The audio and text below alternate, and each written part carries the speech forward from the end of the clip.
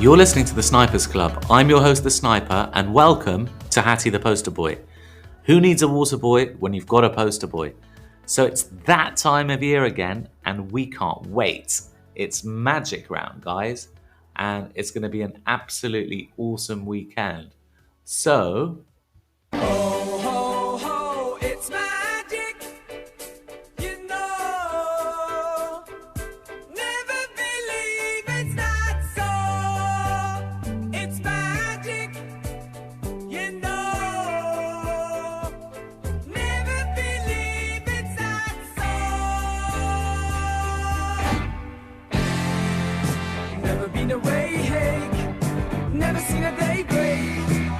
Leaning on my pillow in the morning, lazy day in bed, music in my head, crazy music playing in the morning light. So today we've got Jaidyn, our resident Melbourne Storm superfan, golden girl, the scourge of the bookies.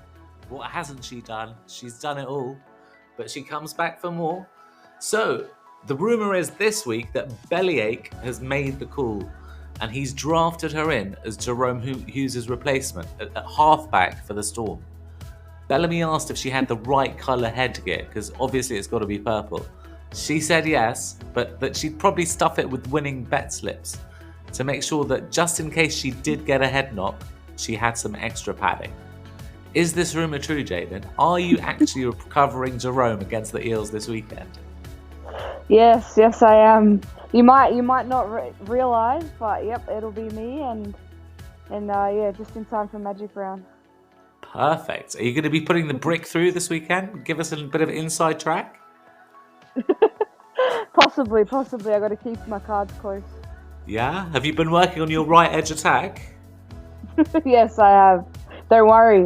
That's the first thing I did. Perfect. So you had a $171 winning same game multi last weekend, and I've got a bone to pick with you. You didn't tell the snipers. What's going on there? How dare you? I thought Casey Badger was bad. You're a way worse Badger than she is.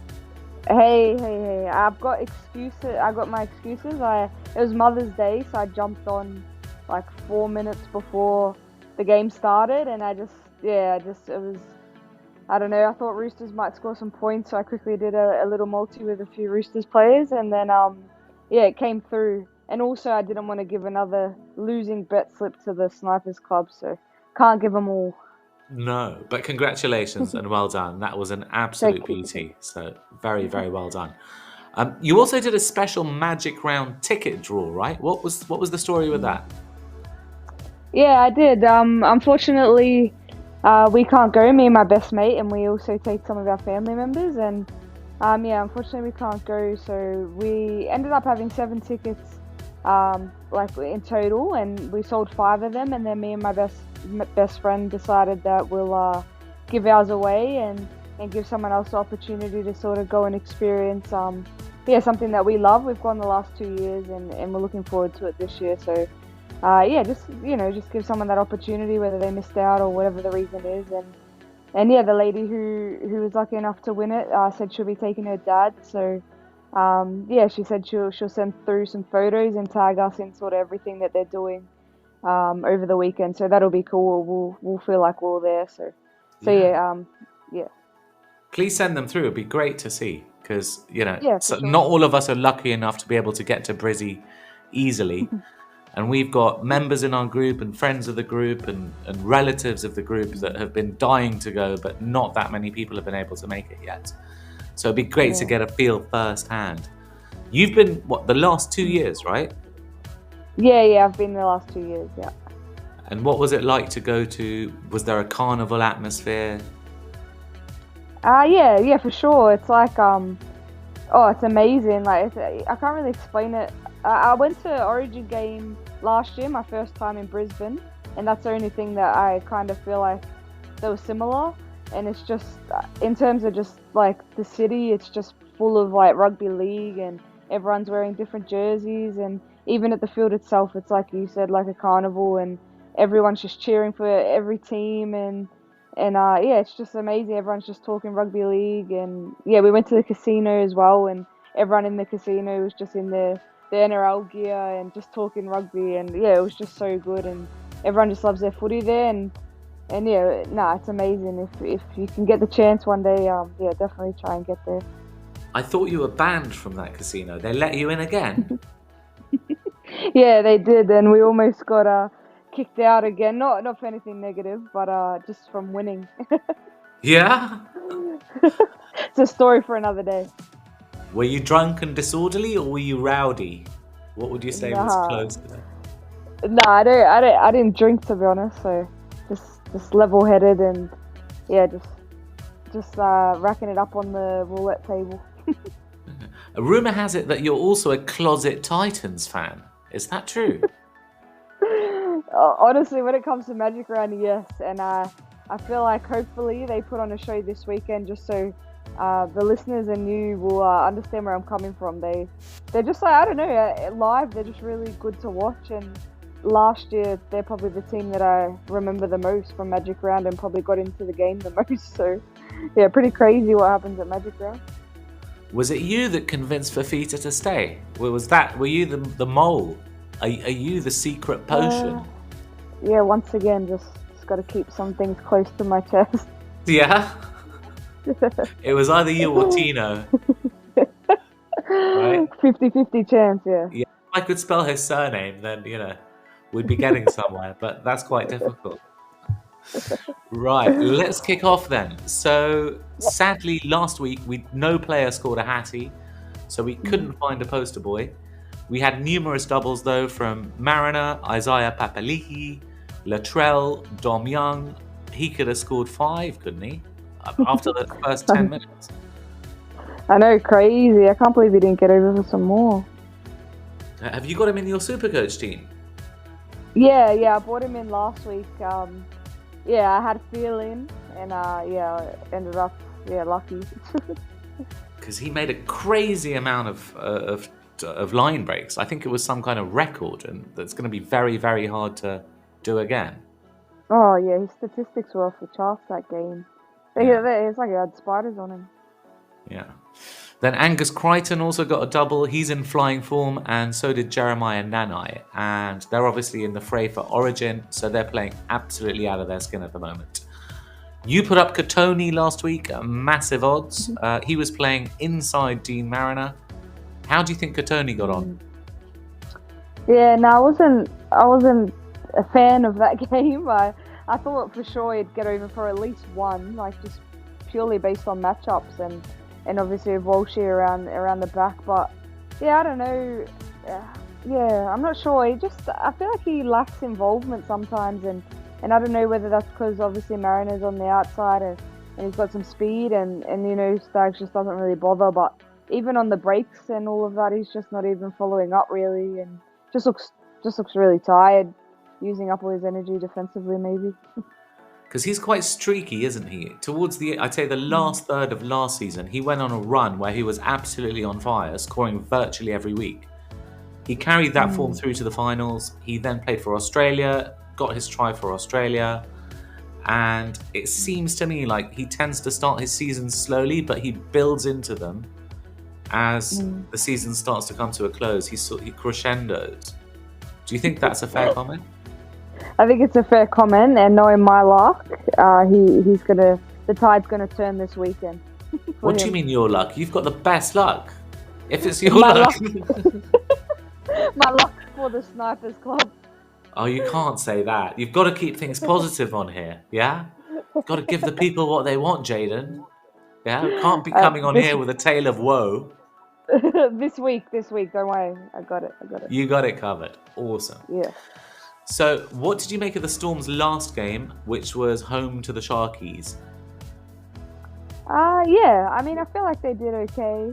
I feel like we sort of seen towards, like as the game kind of got on, that we sort of lacked that leadership through Hughes and Paps, and I feel like, yeah, our spine also, obviously having a new halfback, a new fullback, it's always going to be tough for any team really if you take out those two players. But and also, I mean, considering I doubt they played much together in pre-season or anything. I don't even know where Wishart I feel like Wishart would just play everywhere during pre-season. So, yeah, I mean, I feel like we had our excuses. Still our middles weren't that great and missed a fair few tackles again.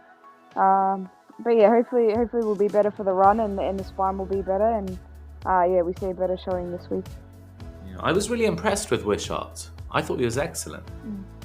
Oh, I feel like he's good. Like I rate him, but like as a halfback, I just feel like we maybe just lacks that because he's obviously not a natural half. So yeah, I don't know, just lacks getting the boys around the park and all of that. But also leadership.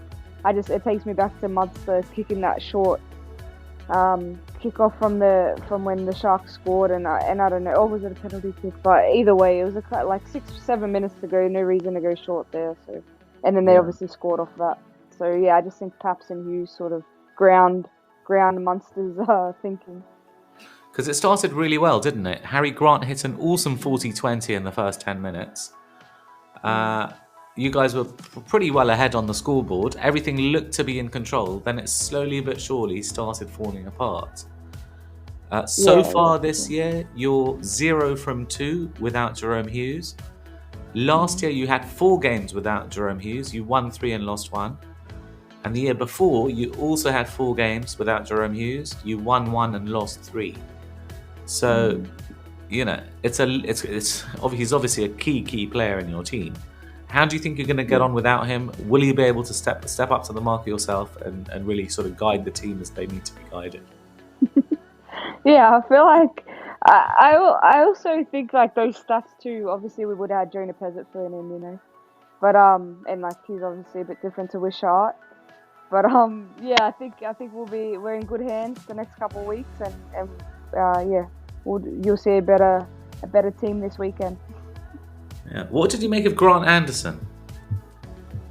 Yeah, good. I feel like he didn't really do anything too bad or do anything too good. I feel like he was just solid and a few handling errors, I think, and yeah, I mean, I've seen him in the centres previously, and I've rated what I've seen. I think he's quite smart, but yeah, maybe he just needs more opportunities to show us what he can do. Yeah, so he had 11 runs for 84 metres. He made 5 tackles. 2 kicks were defused without error. 1 kick was lucky to escape a captain's challenge after he lost the ball. He was caught out for the Sharkies' 3rd try, rushing up and leaving a 2-man overlap for Remus Smith to try and stop. Obviously that didn't work. So you've got Xavier Coates back this weekend. Surely that's a massive, massive upgrade. He's one of your favourite players, isn't he? Yeah, Xavier Coates is awesome. I think that, like obviously any team with him coming back is going to be better for it. And yeah, I don't see it to be any different for Magic Round this weekend. Yeah. He's made for it, I think. Yeah. So, pre-game, Nico Hines was ruled out. The markets moved massively. There was a heap of money that went on the Storm. They went from about 1.91 to almost under, $1.5. And they just knocked Cronulla they laid Cronulla as much as they possibly could. And the news was that Daniel Atkinson was going to be the replacement there. So a lot of hot money flowed in, and the bookies stood to make a fortune if Cronulla were able to win that game. The reffing over the course of that round had been pretty good by and large. Now we were going to see something that was, just I don't know what the word is. I'm actually lost for words. When you were watching the tackle, or the interference, shall we say, between Harry Grant and Daniel Atkinson, what did your eyes see? Yeah, I saw that. I knew they were going to give the penalty. I just obviously saw Harry run out to him, and Harry, I think in his head, he was just sort of trying to avoid that contact. Now that they're obviously cracking down on hitting the kicker late, even tackling. So I think he was just staying out of it, and obviously Atkinson had a really perfect sort of follow through off a kick, and quite sort of clip Harry, and then I saw the ref sort of pause, and I knew he looked back. I knew that was going to be a penalty, and then there was a little bit of another pause, and pulled Harry out, and I was like, oh, surely he's not going to the bin, and yeah, he did, which was just bizarre, and I still can't believe it. So that was a combination of Grant Atkins and Adam G. And, I think the bunker ultimately made the decision there with guidance from Atkins. He's not one of my favourite refs. There's a couple that I'm not particularly fond of at all. But the theory is, and this is according to the Storm Machine, they've got a really, really good newsletter, guys. So if you're not subscribed, then do look them up. And I'm just going to be reading from their article. They say there are many things that are true in rugby league. Accidental things can happen that can cause serious injuries. Then there are deliberate actions that can either cause injury or have the potential to cause serious injury. Then there are foul play actions that are beyond the pale and should result in swift action on the field, as well as further punishment after the match. So Harry Grant avoided any further punishment from the judiciary the other day, didn't he? So yeah. If you watch what actually happened, it looks like either Daniel Atkinson's been feigning injury or feigning interference, or he's going down like a soccer player that's pretending to have been shot, or he's dropped his ice cream. It's so theatrical. It's so theatrical. It's embarrassing. It's rugby league. It's a full contact sport. It's not ballet. Is it ballet? Yeah, it was crazy. I mean, it may as well have been after that call. It was crazy. He got what he wanted in the end. So, yeah. Did you see him winking afterwards? Yeah, I did. Yeah, I mean, obviously saw the replay, and I think obviously him and Grant would know each other for him coming from Melbourne. But yeah, I just couldn't believe it. I think we're going to see that a couple of times moving forward, if that's the precedent now. A couple of players just falling over like they do with the obstruction rule.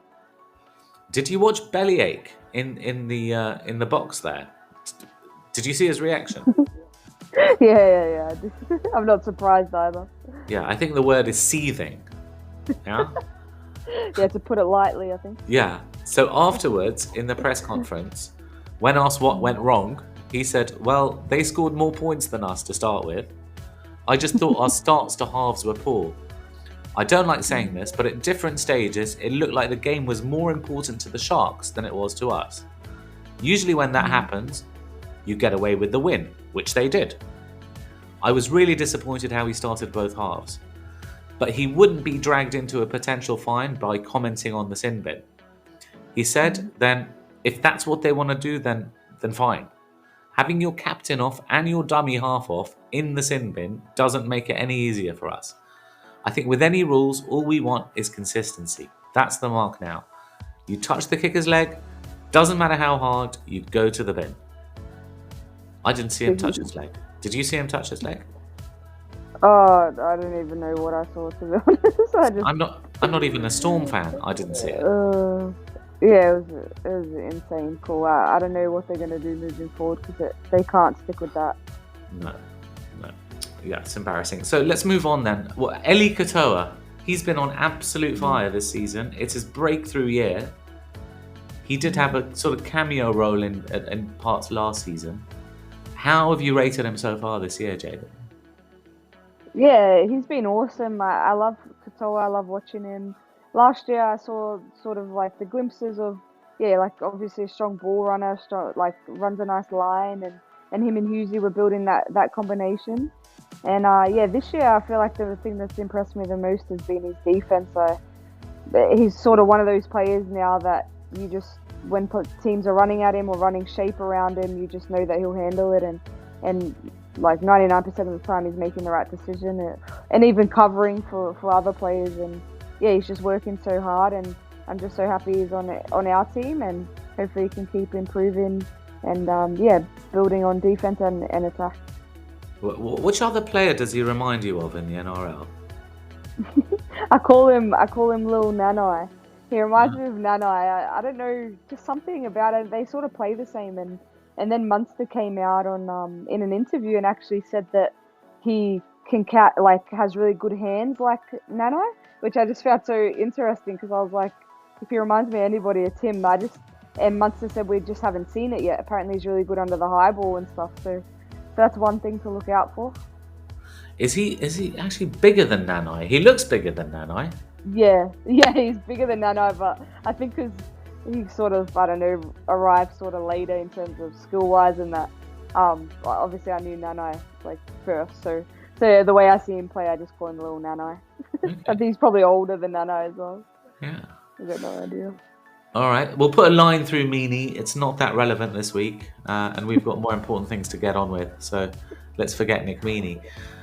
So looking back at your Hail Mary multi from last weekend, you got 2 out of 4. You got something.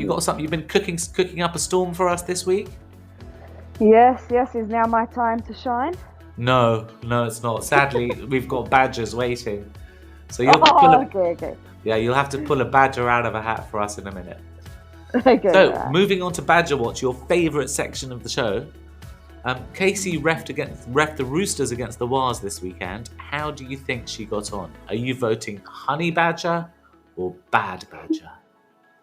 To be honest, I don't think that I ever thought I would say this, but I think I'm going Honey Badger purely because, not to make excuses, but I think just the fact that I obviously had some bets going and I was just so into the game, but also I think because there was a bit of a blowout, when there's a blowout, you don't really notice as much, I guess, like in terms of referee calls compared to obviously when it's close, like the Storm Sharks game. So, so I didn't really notice anything, which no news is good news, and so I'm going Honey Badger. Nice. So I think I'm going to join you with Honey Badger. I think she had a particularly good first half. Then it looked like when Sean Johnson went down and he was being strapped up at half time and stuff, she started to give the Wars 50-50s. And the game ultimately ended a little bit closer than it probably should have. And we started to see the Roosters' ball handling start to decline. Their concentration was on the wane. And they could have really, really kicked on and made it 50 or 60, but they took they I don't know. They just seemed to take it for granted slightly. Maybe they were trying to preserve energy for this weekend. So Honey Badger for me too.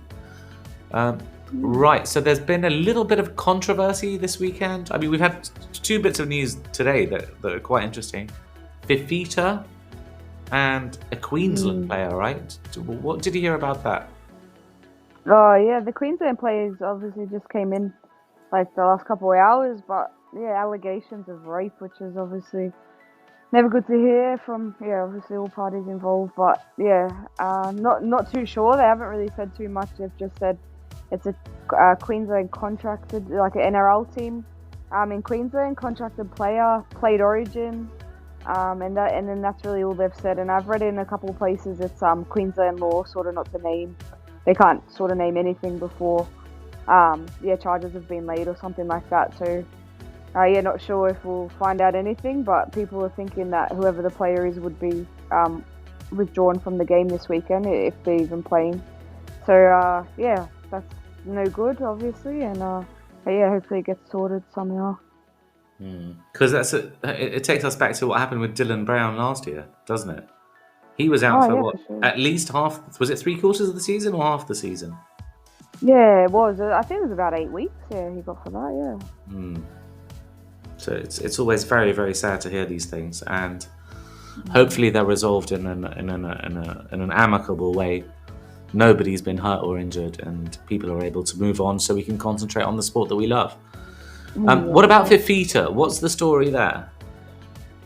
Yeah, I know. I woke up this morning and I don't know. Part of me was like, "Is it April? Like April Fool's?" Like, well, my whole newsfeed was just backflips and his time with Titans, and especially too because I obviously saw Des Hasler come out last week and say that Fifita had confirmed that he was leaving and everything like that, and then it was obviously Panthers or Roosters, which surprised me because I didn't, and most people thought it was going to be Panthers, which I just didn't think he suits their style of play. I know obviously Luai won't be there, but still I just don't think he suits their play, and going to Roosters is where I thought he would go out of the two.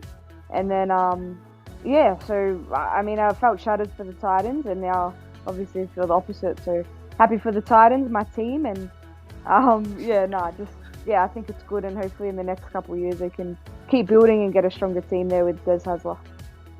Well said. Good stuff.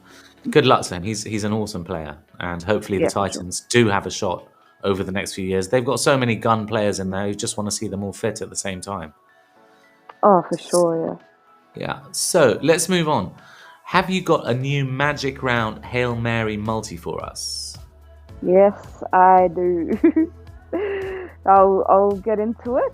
So it is so it's the last couple of times I've done 4 legs. This time I'm going back to 6. So let's hope this gives us some luck. So I've got Olakau'atu up against obviously Ezra Mann. I think he struggles defensively, and Manly obviously give so much ball to their right side, and Olakau'atu in Origin contention obviously if he hasn't locked it up. So I think he'll have a big game hopefully and get over. Then I've gone into Bradman Best. The Titans, they obviously got so many injuries, and their edges look pretty weak. I'm not quite sure who the half is going to be over on that side, but I still think obviously with Shup and probably Jojo Fifita over there as well. There'll be some space for Best. And then I've gone 2 players for Rabbitohs Cowboys. I've gone Alex Johnston and Valentine Holmes. So I think they'll both cross over. Similar there, South Sydney Rabbitohs edges. I think they've got Isaac Thompson playing in the centres there. So I think Cowboys there can really expose that edge. And then Alex Johnson, Rabbitohs, their left edge is always their strong side, and it's sort of the only thing going for them at the moment. So and Cowboys, I say it every time, I think their weakest link is their right edge. So yeah, I've got those 2 crossing over in that game into Sua Falongo for Storm. I just think Magic Round, he's made for that sort of thing, and Parramatta and Storm, I think there'll be a fair few points, both missing some important players. So yeah, I got him crossing, and then in the final leg I got Jermaine Asako up against the Tigers once again. I think Hammer's back, and I just think Dolphins will put on a show in Brisbane, and Asako, they love their right edge, and I just think that Asako will get some good ball. And yeah, that's paying $127 to 1 on Sportsbet. Nice. Can you just give the listeners a quick recap?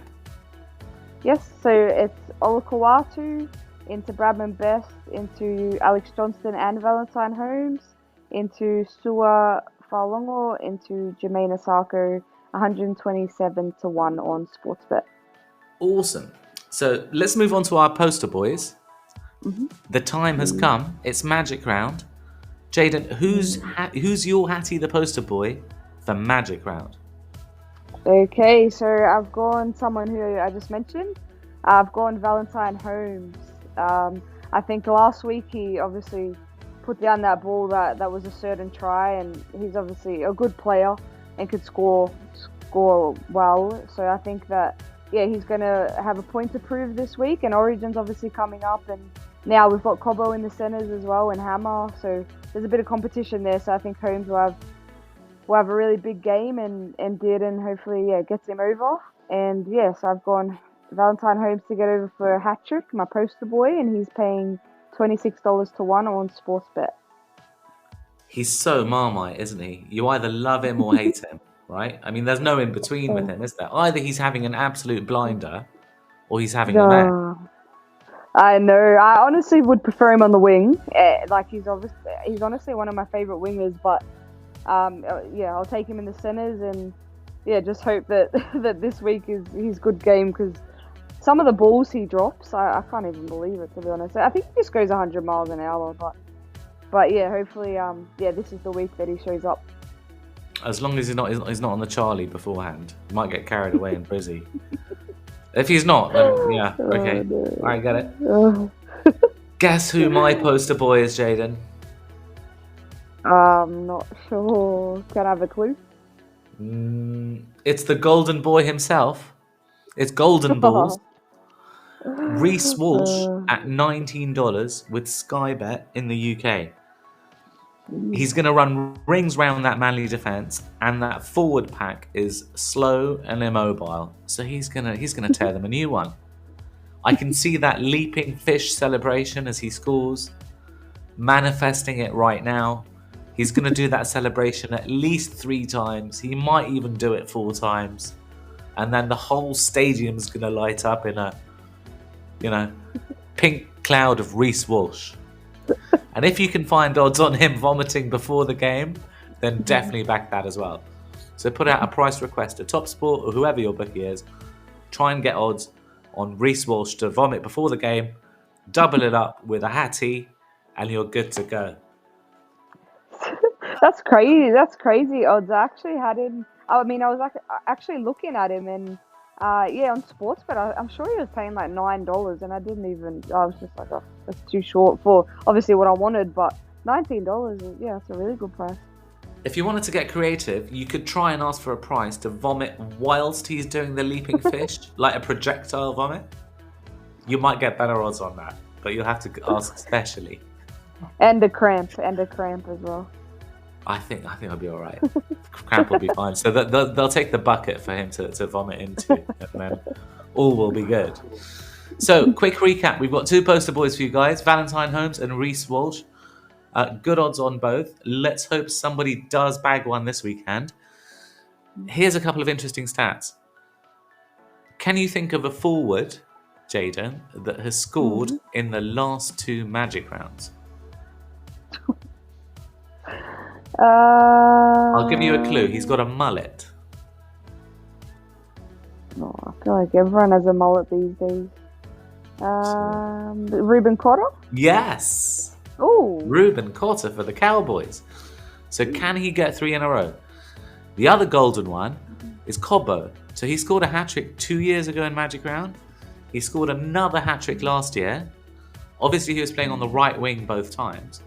And now, this weekend, he's going to be playing in the centres. So can he make it a trilogy? Can Cobbo get a Hatty? Well, now you said that, it even just pointed out, you said that he scored a hat-trick the last 2 years on the right wing. So hopefully, if it's a Mariner, if it's anywhere near Stags, I'm not going to be happy. Yeah, you know who Mariner's running at? Who is it? I know Tommy Talia's in the centres. Yeah. He's moved from the wing. Who is it? Oh, Raymond. Yeah. Yeah, he's slightly chunky winger. I think he's a good player, but he looked nervous last time. Yeah, I get the same feeling. I feel like he definitely looks nervous when he plays. But, Mariner's a good shout. But honestly, if it's near Stags, I can't do it to myself again, though. No. Yeah. So, one thing, you asked about who the halfback's likely to be for the Titans. We think it'll be Tom Weaver, who's been named as 18th man. When just not buying them actually starting with 2 hookers doesn't make sense. So we're looking for Tom Weaver to come in on late mail or at the 24-hour stage. Knowing Desi, he'll probably do it on late mail. What's the point of doing it on 24 hours? Right? Yeah, exactly. Why show your card? Yeah. One other question. With the Panthers, Cleary keeps flipping the wingers and the centres, which does my absolute head in. Oh my goodness. How annoying is that? It cost me. I had a good multi up. Like, I was fairly confident with it. It was 14-1. And I put on the Sportsbet feed as well. And I was in 2 minds about Taruva anyway, just because Alamodu was inside him. But I thought the matchup was good on the right. And then come kick off, Taruva's on the left wing. I was like, oh my god. I thought he'd stop doing that, like he had stopped. And I was like, oh no. So now I'm not touching any of them. I think the best thing with that, because he did it so many times with Crichton and Tungo last year, and even with Peachy, they've all been interchangeable. So what we did, whenever the Panthers were playing, we wanted to have a bet. We'd wait till it actually went in play. At least then we'd be sure. Right? So probably avoid. I mean, I don't think he's going to do it again. He should flip them back. So it should be Toto on the left, Taruva on the right, you think, this week. Oh, yeah. Like, surely. I think he obviously only did it, obviously, to cater to that Bulldogs left. But, yeah, I assume they go back this week, and you're right. You probably just wait till... I mean, they're obviously a good team to bet on, like, as it is, like, individual try scorers. So, yeah, probably just wait till in-game. Yeah, for sure. And the other thing to bear in mind, guys, is Liam Martin's been playing fewer minutes. He's been tending to come off on about 60, 65. So if you are looking at him and he's particularly short this weekend, then you've got to factor that into the price. So if you're taking something like anywhere below $3 for Liam Martin, There's no value in that, especially with the expected minutes that he's actually going to play. So that ends up being a minus EV bet rather than a plus EV, because there's a time to K on the time he's going to be on the pitch. He briefly came on for a minute or two last week. I think it was on 77 or 78, and then just like, what the hell's going on here? Yeah, I noticed that. I was like, because it was Ghana that was getting the rest. Yeah. And then now they've switched it around. Now it's Martin getting the rest. So He's a bit like Stags, isn't he? Once he's firing, he's really firing, but he tends to come good later in the season. Yeah, he's similar. He hasn't shown up too much, and especially with Origin coming up, there's obviously a few players in form in some of the back rowers there for New South Wales, so it's going to be interesting. Who could take his place? I don't think anyone will, but who could? Olakawatu for sure, and even Angus Crichton. I think they're both in really good form, and it would be. I feel like that would be a hard choice, to be honest, out of those three. If it's form, you've got to go with Angus, haven't you? Yeah, I feel like and he's going well, not just in attack, obviously in defense, and while Olakawatu plays the same edge, I think Liam Martin could play obviously both edges, but I feel like Olakawatu definitely has to have one of those spots. Like he's crazy good, so it's probably going to come down to Liam Martin and Angus Crichton, which will be interesting. Because Liam Martin's played both sides, hasn't he? Yeah, he has played both sides, and same with Angus Crichton. Olakawatu obviously is probably specialist right back role, but the other two kind of interchange, and I wouldn't even be surprised if one of them get a bench spot, to be honest. Okay, cool. Jaidyn, thank you very much for joining us. Can you remind listeners how to follow you? So my Twitter is JAIGGG_, so JAI3Gs_, so that's sort of the only thing I use, so that's the way to follow me. Okay, perfect. And for anything related to the Snipers Club, please Google Linktree the Snipers Club. You'll find all our links there, things like member access where you can join, have a look at our free Discord, and Spotify links, and all sorts of other things as well. So it's Google the Snipers Club Linktree. We've been on fire since round 3. We returned 33% ROI last week. And it's been going really, really well in terms of the group. It's been growing and growing and growing, and we will close it soon. So do give us a shot while stocks last. Thank you very much for joining us, Jaidyn. No worries. Thank you for having me on. Have a great Magic round. Yeah, you too. We're going to change that poster next week, aren't we? We're not having any more Maika Sivo on the front. One of us is going to change it, or both, right? We're going to see both, half Holmes, half Walsh, just in time for Queensland to get another Origin series. I like that. Let's get rid. Thank you for listening, guys.